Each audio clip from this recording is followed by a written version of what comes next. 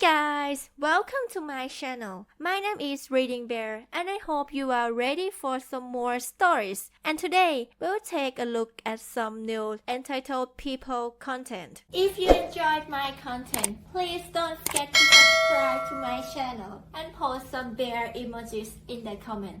And now, let's dive right into the stories. The first story is an entitled People Story. This is a story about a long-standing feud between my dad and our next-door neighbor, which started with a small disagreement over the placement of our trash bags. Despite the fact that any space beyond our gate or fence is public property, our neighbors insisted that our trash was getting on their grass. In order to define the boundary between our properties, my dad decided to build a small concrete wall that was about 2 feet tall, similar to the Great Wall of China or the Berlin Wall. Years went by, and the neighbors decided to build a new wall directly against our dining room wall, which stretched for about 60 feet. The sound of concrete blocks being slapped onto the new wall during breakfast was terrifying, especially since the original wall was only 6 feet tall and the new one was a towering 7 feet tall. My dad oversaw the reconstruction of our house and was an engineer himself, so he knew the rules and regulations of construction in our area. Just to be sure, he consulted with our lawyer godmother and the Homeowners Association, WA, engineers. They confirmed that you can't build a wall over 6 feet tall without a permit and that if you start building without one, you'll face a hefty fine or have to knock it down and start over. My dad went to the neighbor's house to inquire about the wall, and the son came out to talk to him. My dad asked if they had a permit for the wall, and the son didn't say anything but promised to ask his mother. When the mother came out, she said there was no need for a permit, but my dad politely informed her that they did need one. He said he would wait until they got the permit and that this was just a small warning. He didn't threaten any action if they didn't get a permit, but the WA engineers would have to inspect the wall if they didn't. A month passed, and my dad went back to their house, this time with a recorder in hand. He asked if they had a permit for the wall, and the mother immediately snapped at him, cussing and screaming at him to get out or she'll sue him for invading her privacy. My dad consulted with our lawyer and the WA engineers again, and the lawyer told him that swearing or cursing someone could be taken against her. He went back to the neighbor's house 2 weeks later, this time with a WA engineer in tow. During the conversation, my dad asked if they had a permit for the wall again, and the mother screamed that they didn't need one. My dad then asked if they would mind if the WA engineer inspected the wall. The mother screamed again, but this time, my dad stood his ground. The WA engineer confirmed that the wall was over 6 feet tall, and the neighbors didn't have a permit. They had to knock it down and start over, or they would face a hefty fine. The neighbor thought it was cheaper to knock down the wall and start over, so we heard the sound of the wall being torn down a few weeks later. My dad didn't even need to use the recorder anymore. The sound of the wall coming down was music to his ears. But the story doesn't end there. A few months later, the neighbor decided to build another wall. But this time, it was a wooden fence that was over 6 feet tall. My dad went through the same process of consulting with our lawyer and the WA engineers, and once again, the neighbor didn't have a permit. The neighbor was forced to take down the fence and start over, or they would face a hefty fine. The neighbor eventually gave up trying to build anything over 6 feet tall and decided to live in peace with us. It just goes to show that sometimes, even the smallest disagreement can escalate into a long-standing feud, but it's important to know and follow the rules and regulations of construction in your area. It's also important to remain calm and polite when dealing with neighbors and resolving conflicts. As time went on, my family and I continued to live next to our former neighbors, but the tension between our families remained. We tried to be friendly and neighborly, but they seemed to hold a grudge against us. Eventually, they decided to move away and sell their house. Years passed, and we thought the drama was over. But then, one day, we received a letter from a lawyer representing our former neighbors. They claimed that the wall my dad had built years ago was on their property, and they were demanding compensation for the land. My dad was shocked and angry. He knew for a fact that the wall was built on our property, and he had even consulted with a surveyor to confirm the boundaries.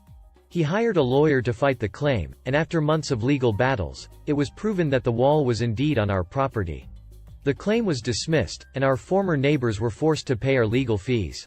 The next story is titled You Get the Bee Legolas and We Can't Ever Swap? Okay, it's Dwarven time. Background. It dawned on me recently that my best bud in 5th grade was a complete spoiled brat. He was nice enough and we shared the same interests, but when he didn't get his way, he would whine to no end. Even when his parents tried to put their foot down, he would pitch fits. In retrospect, they only tried to control him in front of other people to look like good parents. We would play GameCube at his house all the time since I didn't have any gaming systems. If it was single player, I would just sit there and watch, occasionally getting a turn. But in multiplayer games, he got to choose his character first. When we played Shrek 2, he would whine when he didn't get the character he wanted. This also applied when the Two Towers game came out. He would play a level as his chosen character, Legolas. Then his other friend would replay the level as Aragorn. And since I was lowest in the pecking order and just happy to be there, I would replay the level as the least cool character, Gimli. Cue malicious compliance. If you're familiar with the Two Towers game, you can only purchase new moves and upgrades after beating a level, and you cannot replay a level as that certain character until you beat the game. I noticed after the first 2 levels that my buddy skipped right through the upgrade screens and handed over the controller to our other friend. Another friend said, "You're not going to level up your Legolas? It's not important, just stupid stuff at the end of the level." He wouldn't listen. Other friend and I continued complying with the system of to each their own character, of course upgrading our characters while watching our spoiled friend struggle more and more at each level. And about halfway through the game, he got hard stuck on a level with his level 1 Legolas. He realized that our higher level heroes had cooler and more powerful moves as we breezed through the level, and began to whine. "Let me play as Aragorn, Gimli so I can beat the level." "No, you said we each have to stick to our own characters. I'm Gimli, he's Aragorn, and you're Legolas. But I can't beat this level." Cue the back and forth argument. He whined until he was red in the face, but we held fast, and maliciously, to our arrangement. He eventually agreed to 3 attempts in a row at the level where he was stuck, after which he had to hand the controller over. Other friend and I beat the next couple levels while he stayed stuck. After we went home, he deleted the save file off his memory card and started over. Whatever, dude. I got my own GameCube a few months later. The next story is titled DNA Test Revealed My Dad Is Not My Biological Father. Mom is still lying about it. This is going to be a long one, so buckle up. A little background. I am going to be 30 in a couple of months. I have 2 older sisters that are half-siblings. We share the same mother. She was married before getting together with my dad. I also have a younger brother that I thought was my full sibling. There are a number of reasons I have wanted to get a DNA test, but never had the guts to do so until recently. I never talked about this with anyone other than my spouse, but 2 years ago I went to my brother and asked if he would do a DNA test with me which would reveal if we were full or half siblings. I wanted the DNA test because I do not have a father listed on my birth certificate. When my mom was pregnant with me, she didn't tell anyone until she was about 6 months along. She was not with anyone at the time, so family members asked a lot of questions about who the father was and she never gave it up. No one was there at the hospital when I was born. She has told stories or answered questions I've had as a kid or an adult where things don't really add up, and my mom lies all the time. I honestly won't even believe her if she told me the sky were blue. So, 2 months ago my brother and I finally went forth and did the DNA test. As no surprise, sure enough, we are half siblings. This wasn't shocking to me, but obviously I had a lot of questions. My mom at this point still had no idea we took the test. So, I asked my sisters who were 7 and 10 at the time I was born if they knew anything from her pregnancy, when I was born, when I was growing up, etc. They gave me the information they could as well as another family member. At this point I called my dad, let him know we took a DNA test, and he told me he always knew and that it would change nothing. Let it be known.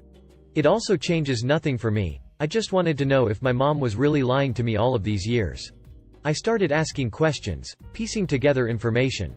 Turns out when my mom and dad got together she was 23 and he was about 12 years old. They were not officially together, but she definitely started the grooming process at that point. He went on to get emancipated and started couch surfing, often living at her house. When he was 17 they broke up. He moved on and next thing you know she comes in and says I'm 6 months pregnant and it's yours. She had spent years grooming him and making him whatever she wanted him to be, to the point where he would believe anything she said. He fully believed I was his child, so he moved in. He didn't go to the hospital when I was born because he was underage. He was never listed on my birth certificate because my mom had some story about how it was illegal. Anyways, when I was 3 years old they officially split, and he started asking for visitation with me. My mom said no, so my dad was going to take it to court, and that's when my mom revealed that he was not the biological father. Knowing this, he went back to be with my mom because that's the only way he would be in my life. A year and a half later they had my brother and went on to stay together until 2012 when they officially split for good. Never married or anything, but still a very nasty split. My dad also let me know during the time he was living with her off and on after he was emancipated. She would throw parties at the house and all the young boys in the neighborhood would come over and basically do whatever they wanted. He gave me a name of who my potential father could be. And since all of this has come out, I have had family and friends come to me and give me another name of who it could be. I believe it's either one of these two people, but that's not really what's important here. Having all of this information under my belt, I finally confronted my mom. I told her I did the DNA test, why I did the DNA test, and what the results were. At first she laughed, told me to stop joking, and called me a brat. When I sent her the legitimate results, she said it was impossible. DNA test was wrong, and I needed to do it again. She has spent the last 2 months making me feel crazy, telling me the DNA test was incorrect. I did a paternity test as well, which gave the same result, to which she says is wrong. She said my dad somehow forged the results to persuade me away from her. There have been so many lies I have learned over the last 30 years. She is a classic narcissist through and through. Like I mentioned earlier, I didn't do this test because I wanted to know if my dad was my biological father. I wanted to know if my mom truly lied about it for the past 30 years. Family members, friends of hers, and even neighbors I grew up next to, have come forward and said she has spoken to them about these years and years ago. Everyone assumed that I already knew and were shocked that I was just now finding out. I have so many emotions regarding all of this. My head is reeling over the fact that I don't know who my biological father is. Obviously major trust issues considering my mom lied for 30 years and is still lying. I'm having a little bit of an identity crisis because I'm like, who am I? And it's just been so overwhelming. I'm hoping this is a place I can come to vent, maybe get some support through people who understand crazy parents, and I'd also like a little validation that I'm not crazy and that 2 DNA tests are going to be accurate. The next story is titled The One Time I Talked Back. Okay, I haven't worked in retail in quite a while, and unfortunately don't have any really interesting stories that you all haven't read a million times, besides one that I'm still unashamedly proud of today. At the time, I was a shift lead at a gas station, which basically meant I got paid 50 cents more to do twice as much work as I had as a cashier. But, it was a franchise run by the owner, his daughter, and her husband, and I knew all of them really well. The husband was the GM, and he was fantastic and actually taught me a lot about the inventory and sales side of the business. But I digress. I almost always worked the Sunday afternoon shifts by myself, and this particular Sunday I had come in a few hours early as our morning shift had decided that working at a gas station was beneath them, so when I was called to take over. While I was getting over a cold. But I needed the money, so I loaded up on Dayquil and packed as many cough drops as I could fit into my purse and hoped for the best. The whole day went surprisingly smoothly. Everything had been quiet except for the occasional customer. Lucky thing about being next to 2 busy roads, most people don't want to stick around and chat. Our regulars could be in and out in under 30 seconds if they knew what they were doing, and tell. Me is me, and is unreasonable man. Hey, something's wrong with your soda machine. This Coke tastes like piss-ass juice, his actual words. Me. Oh, sorry about that. Go ahead and get any of the others you want for free, and I'll go check and see if the bib needs to be replaced. If you want you can wait up here to see if it's better. Sad face. Stares intently for a minute. Me. Oh, was there something else? Well, I ducking hope there is. This is a gas station, the one ducking thing you should have is a working ducking drink machine. I'm asking, and what else are you going to do for me? Me. Sir, I'm not charging you for the drink. Our machine doesn't tell us when the bibs need to be replaced, we just have to eyeball it and wait for one to go bad. Like I said, I am sorry about that and I'll go check and replace it for you. Well, duck me, aren't you so nice, letting me drink this garbage for free. Give me your ducking name and your manager's number. Let's call them and see what somebody who knows what customer service actually can do. Now, at this point I don't know what got over me, I honestly don't. I never confronted customers because I usually just didn't care enough. Maybe it was the exhaustion or the cold medicine or something, but I just decided I'd had enough. Me. Yeah, no, I'm not going to do that. Sad face. Eyes practically bulge out of his head. What did you say to me? Me. Look, sir, I don't know what you expect to happen from calling my manager, but I'm sick and have been working at this place for the past 11 hours straight, and will be here for another 2 before my relief comes in. I don't want to deal with you, and neither does he. It's 8:30 at night, he's eating dinner with his family. I'm not bothering him with this because frankly it doesn't matter to him. You could literally never come back, and nobody here would ever care. I know the manager and the owner personally, and the worst that'll happen is they tell me I shouldn't have given you a free drink because that affects our sales. So yeah, I'm not going to do that. Have a nice day. Unreasonable man said a few more choice swears, but then stormed off when I decided to just ignore him. Still have no idea what came over me, but damn if I'm not still proud of it. If you enjoyed the video, please subscribe to the channel and post some bear emojis in the comments.